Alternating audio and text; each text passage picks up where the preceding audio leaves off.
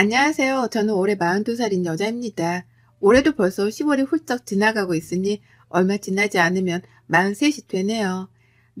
나이 먹는 게 조금 서럽기도 하고 가만히 붙잡아 두고 싶기도 하지만 그렇다고 지금 제가 싫은 건 아닙니다.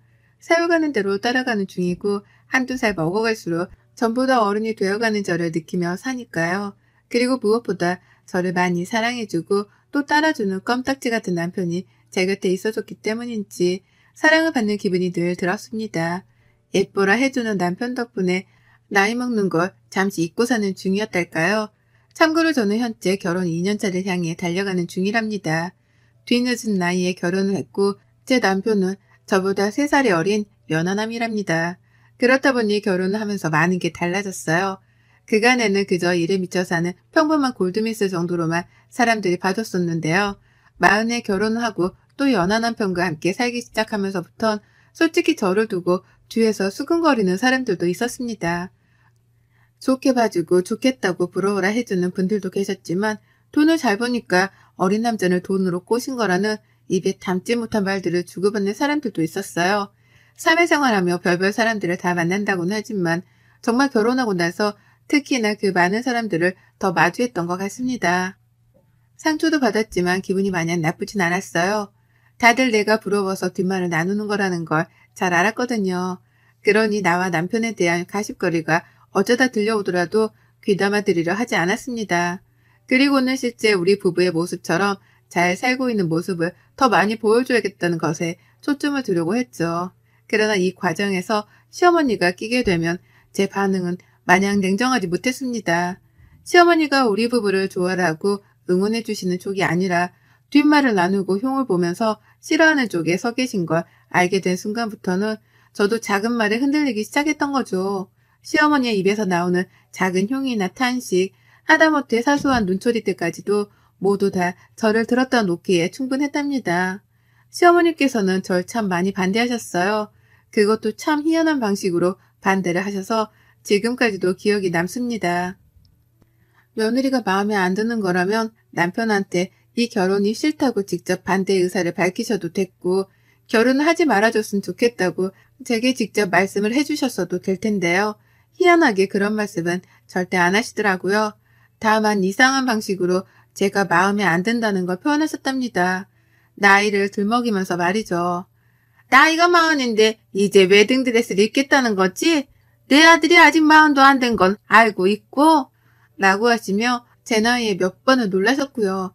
나이가 10살 차이도 아니고 남녀가 바뀌어서 고작 3살 차이가 나는 것뿐인데 뭐가 그리 중요하냐고 물어본 남편에게는 네 말이 맞지? 라고 하면서 맞장구를 쳐주기까지 하셨어요. 방금 전까지 나이 때문에 마음에 안 드신다는 뉘앙스를 풍기더니 아들의 한마디에 또 수긍을 하는 듯 태도를 바꾸신 거죠. 그러다가도 남편이 제 옆에 없으면 아니 근데 큰아이까지 결혼 안 하고 왜 그랬대? 오빠들도 많았을 텐데 라고 하시며 이 결혼이 탐탁치 않다는 말씀을 돌려하셨고 힘들어하는 저를 지긋하게 바라만 보는 적도 많았답니다. 좋게 말하면 지그시 바라보는 거였고 나쁘게 말하면 힘들어하는 저를 노려보며 즐기는 것이었죠. 자신의 말 한마디에 상처를 받아가면서 반응을 보이는 저를 재밌어라 하셨던 것이었습니다. 그 바람에 저는 저분이 흡사 소시오패스나 뭐 이런 일종의 사람이 아닌가도 잠깐 의심을 했었답니다. 그렇지 않고서야 사람이 저리 매정한 말을 훅훅 던지며 반응이 뜨뜻미지근할 수가 없었으니까요. 애매하게 싫은 티를 내시는 시어머니가 저를 반대한다는 걸 전 온몸으로 눈치를 챘고 결혼식을 치르기 직전까지도 그 태도를 유지하던 시어머니 때문에 마음고생이 심했습니다. 하지만 결국 결혼식을 치르게 되면서는 어떻게든 관계가 나아질 것이라고 믿으려고 했어요. 중간에도 남편이 많이 노력을 했고 저도 이왕 시어머니가 되셨으니 며느리한테서 호강이라도 받으며 기분 푸시라고 가진 돈을 갖다 바쳐가며 노력을 했습니다. 돈을 벌어서는 족족 용돈을 챙겨드렸고 때맞춰 계절 옷에 계절에 맞는 선물도 사드리면서 시어머니께 쓰는 돈을 아까워하지 않으려 했어요. 그게 제가 살아남는 방법이라 생각을 했으니까요. 그런데 말이죠. 요상한 일이 벌어지기 시작했습니다. 아무리 생각해도 요상한 일이었죠.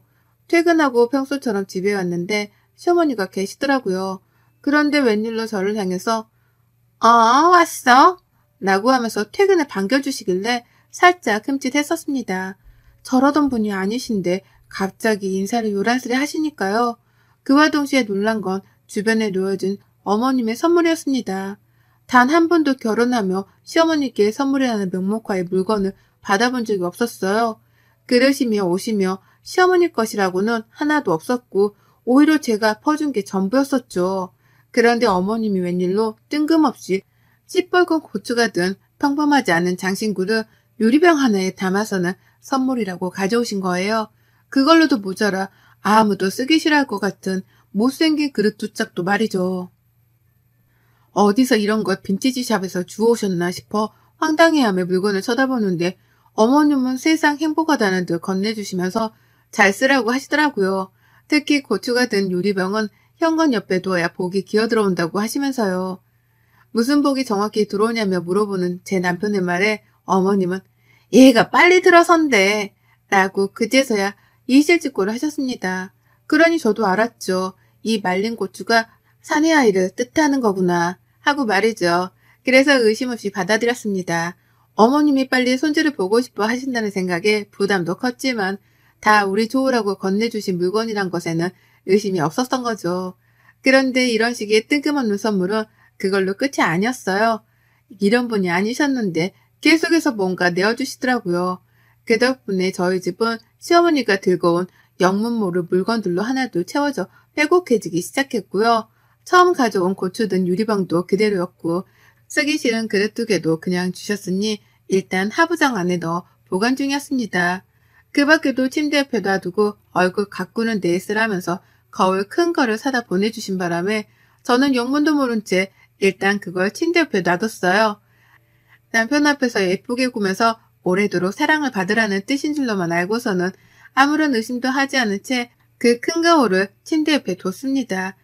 제가 어릴 적부터 무교였고 믿는 종교 따위는 없다 보니 미신이나 속설 같은 것에 굉장히 무지했거든요. 그렇다 보니 전 어머님이 하라는 대로 하면 복이 굴러 들어올 줄 알았어요. 어머님이 아무래도 미신이나 속설 같은 걸 믿을 나이시다 보니 저보다 아는 것도 많으실 거다 싶었던 거죠. 그래서 그 후에도 들어오는 헝 가방이나 옷, 그리고 정체불명의 나뭇가지 같은 것들도 그냥 있는 대로 받았습니다. 천만다행으로 제 집이 40평대라 넓은 편이었고 그래서 자질구레한 물건들을 하나둘씩 놓아둘 공간 여유는 있었어요.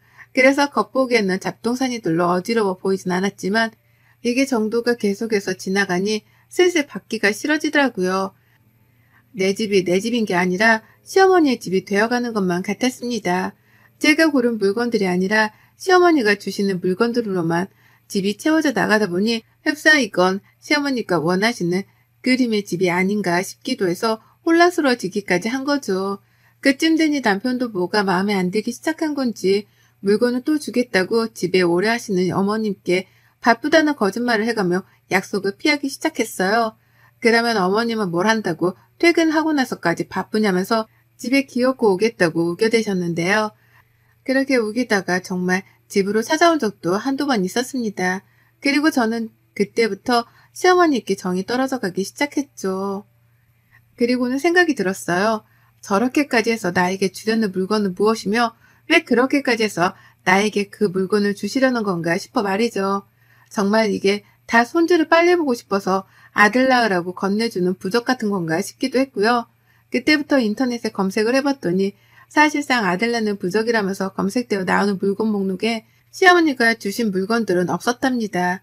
빨간 고추가 있긴 했으나 유리병에 담아서 현관 옆에 놔뒀다는 글 따위는 보지 못했고 거울은 오히려 집안에 두면 안 되는 물건이라고 하더라고요. 더군다나 침대 바로 옆에 두는 건 귀신을 들러붙게 하는 짓이라는 섬뜩한 글까지 읽고 나니 온몸에 소름이 쫙 끼쳤어요. 그 전까지만 하더라도 시어머니에 대한 의심이 하나도 없었기에 주시는 대로 물건을 받아내선 집에 고이고이 쌓아놨었는데요. 검색을 조금 해보고 시어머니의 의도를 따져 묻다 보니까 이게 보통 일이 아니라는 걸 눈치껏 알아낼 수 있었습니다. 생각해보니 정말 이상했어요. 그럴 분이 아니신데 갑자기 저에게 잘해주기 시작함과 동시에 선물이라며 어디서 쓰다만 헌 물건이었는데 그걸 저에게 줬다는 것부터가 의도가 너무 불순하더라고요. 왜 이런 의심을 진작에 하지 못했었나 싶어서 땅을 치며 후회했습니다. 그제서야 드는 꺼림칙함을 떨쳐내 보겠다고 급한 대로 남편이랑 퇴근하자마자 거울을 내다 버렸어요. 현관 앞에 있던 고추가 든 유리병도 그 밖에 어디서 주워왔는지 출처를 모르겠는 나무 막대기부터 시작을 해서 온갖 잡동산이란 것들을 모조리 버렸습니다. 쓰레기 봉투에 담아놓고 보니 한 트럭이더라고요. 이렇게나 많은 걸 내 집에 가져다 놨다는 생각을 하니 또 소름이 끼쳐 한동안 말을 잊지 못했어요.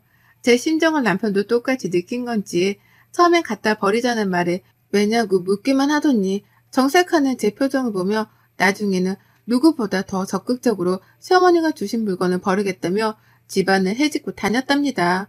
물건을 버리고 나서 제가 하루 종일 생각하고 인터넷 검색을 하면서 알아냈던 꺼림칙한 정보에 대해서 공유를 하자 남편은 온몸에 소름이 돋는다면서 어쩔 줄 몰라하며 방방 뛰었어요. 가뜩이나 요즘은 가위에 자주 눌리는 것 같은 기분 때문에 잠을 설칠 일이 많았는데 그게 다 엄마가 주신 물건들 때문에 귀신이 붙어서 그런 거냐며 무서워 난리를 치더라고요. 남편이 겉보기엔 상남자 같은데 겁은 무지하게 많은 애거든요. 이런 일을 겪고 난 후 저는 저대로 그리고 남편은 남편대로 시어머니를 쉽사리 보지 못했습니다. 남편은 자기 엄마의 의도를 의심하고 싶지 않아 하는 듯 혼자 괴로워하며 몸부림을 쳤고요. 저는 제발 시어머니가 나쁜 의도로 그러지 않으셨길 끝까지 믿어보려 하면서도 한편으로는 사실 확인을 해야겠다면서 뒷조사를 시작했습니다. 아무래도 제가 한번 물면 끝까지 놓치지 않고 물어뜯는 나름 독종의 여자거든요.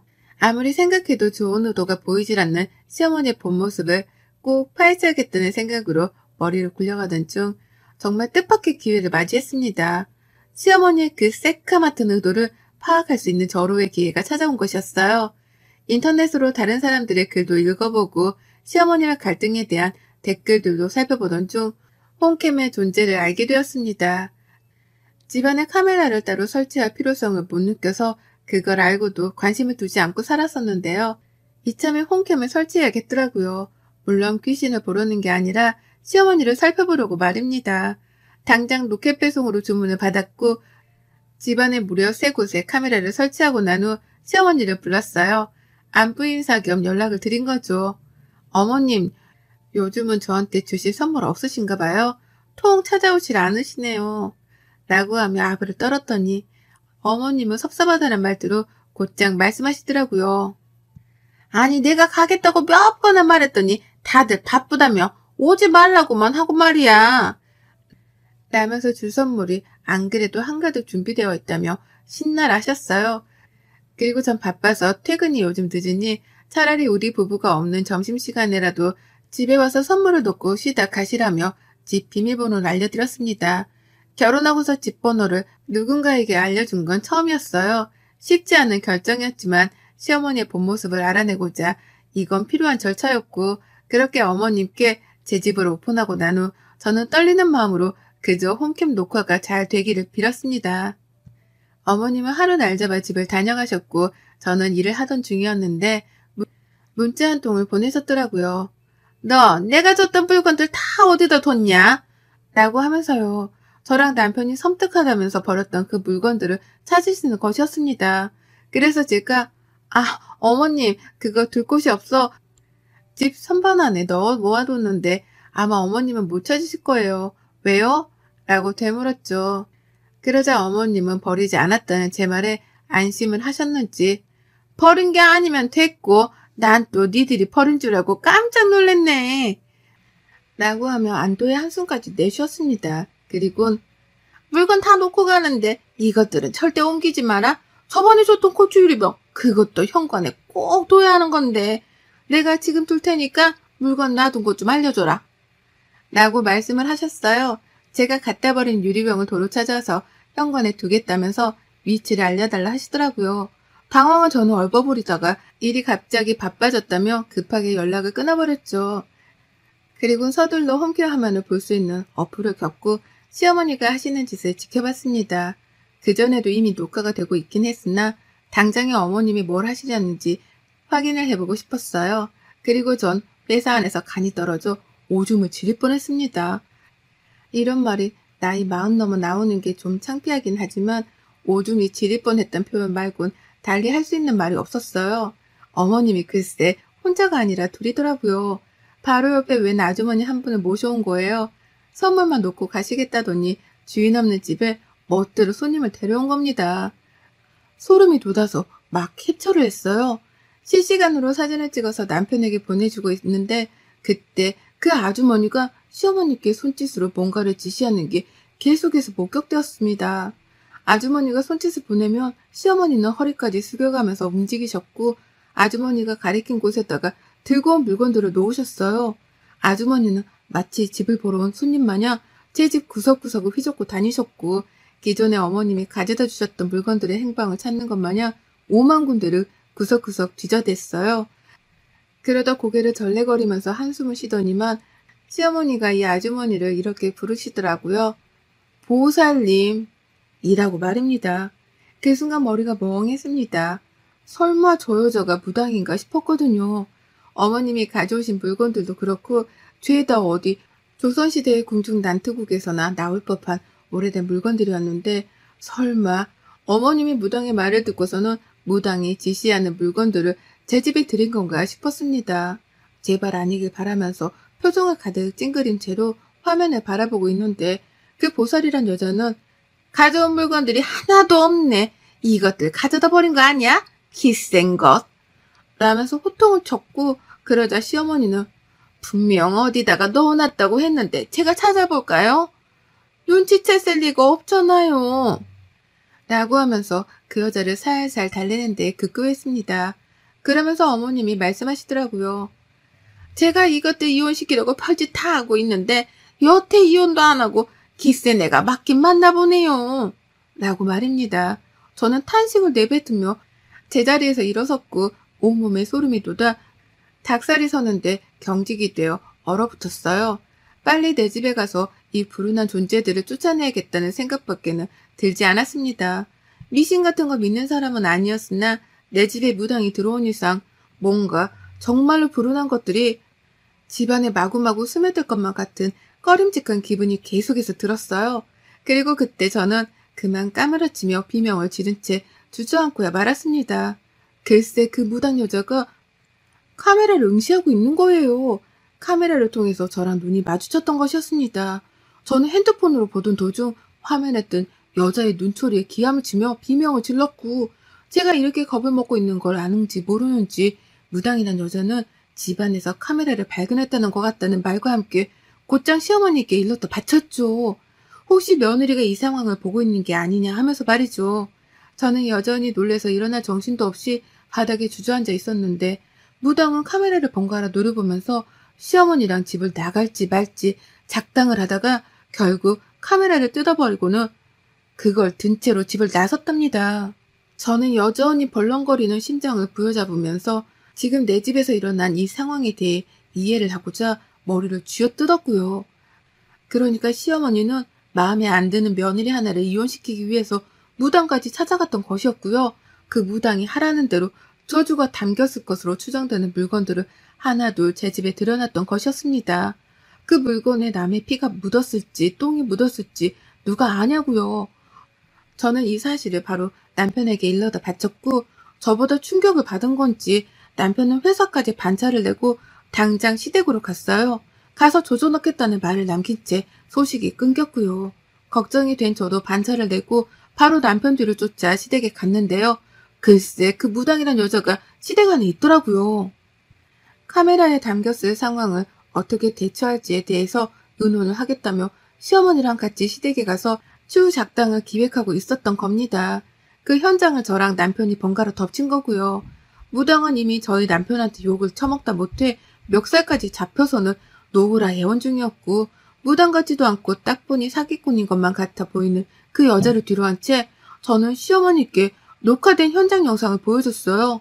이거 들고 당장 경찰서에 가도 할 말이 없으시지 않냐며 화도 내고 욕도 하고 하다 이혼을 정말 하겠다고도 했습니다. 이대로는 꺼림칙해서 어머님 같은 시어머니를 두고 살 자신이 없다며 말이죠. 그 말에 남편은 더욱 미안했던지 감정이 격해져 시댁을 아주 난장판으로 만들어놨고요. 어머님이 주셨던 물건들을 싹 다 버려놓길 정말 잘했다는 생각과 함께 저는 사과조차 받지 않으려 했습니다. 도무지 사람이 할 수 있는 상식 밖의 행동을 한 시어머니를 사람 취급해드리지 않기로 했거든요. 그리고 전 당장에 집으로 뛰쳐가서는 시어머니가 놓고 가셨던 새 물건들을 모조리 다 싸두고선 다시 시댁으로 왔습니다. 그리고는 남편에게 시어머니를 붙들고 있게 한 후 저 혼자 숨바꼭질을 하듯이 그 물건들을 시댁 안에 숨겨뒀어요. 시어머니가 절대로 찾아내지 못하시도록 말입니다. 그러자 시어머니는 그 물건이 정말 재수가 없는 물건들이었는지 당장 가지고 나가. 아유, 나 진짜 그것들이랑 같이 한 집에서 못 지내. 가지고 나가 버려줘, 제발. 라며 울고불고 매달리셨어요. 그딴 물건들을 내 집에 잘만 놓고 갔다는 생각에 저는 더욱 화가 치밀어 올랐고요. 도대체 무슨 물건인데 이렇게 기함을 치는 거냐면서 남편이 따져 물으니 어머님은 끝까지 말을 아끼시다 겨우 한 말씀 하시더라고요. 여자한테 안 좋은 거야. 라고 말이죠. 당신 아들한테는 해를 끼칠 생각이 없었다는 걸 어필하기 위해서 굳이 성별을 들먹이며 대답을 대신 한 겁니다. 그걸 보면 전 끝까지 물건을 숨긴 장소를 알려드리지 않으리라 재차 다짐을 했고 시어머니하고는 사과를 받고 말고를 떠나 연을 끊고 살겠다고 통보를 한 채 시댁을 빠져나왔어요. 이미 남편이 시댁을 난장판으로 만들다 못해 시어머니 눈에서 눈물을 쫙 빼놓은 후였는지라 제가 더 할 수 있는 건 없었습니다. 그저 숨겨놓은 물건들을 시어머니가 다시는 평생 찾지 못하시도록 비는 수밖에요. 그러면 시어머니는 불편하고 꺼림칙하고 재수가 없다며 마음고생을 하면서 그 물건들을 끝까지 찾으실 테니요. 고약한 시모를 만나면 결혼하고 나서 팔짝을 꼬인다더니만 제가 딱 그 짝이었습니다. 다행히 남편 사랑이 한결같아 좋기는 하지만 전 재수없는 이 집에서 다신 더 살고 싶지 않다며 당장 집을 내놨어요. 현재 남편이랑 저는 친정에 들어와 단기로 사는 중이고요. 그리고 다시는 이사가는 집을 시어머니께 알려주지도 않을 거고 초대도 안 할 겁니다.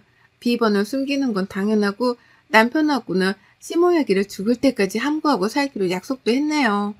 인생의 반은 산 것 같은데 평생 멀리하던 미신에 발 한 번 걸쭉하게 담긴 후기였습니다. 전 아직도 소름이 돋아서 자다가도 잠을 설치며 깨요. 언제쯤 이 꺼림칙함이 사라질지는 모르겠지만 이렇게 사연을 적어보내며 후련하게 시모 욕이라도 해봐서 좋네요. 부디 이 순간에도 어머님은 제가 숨겨놓은 물건을 찾다가 재수 털려 겁먹고 계시길 진심으로 바랍니다. 여러분의 생각은 댓글로 남겨주세요. 오늘도 시청해주셔서 정말 감사합니다.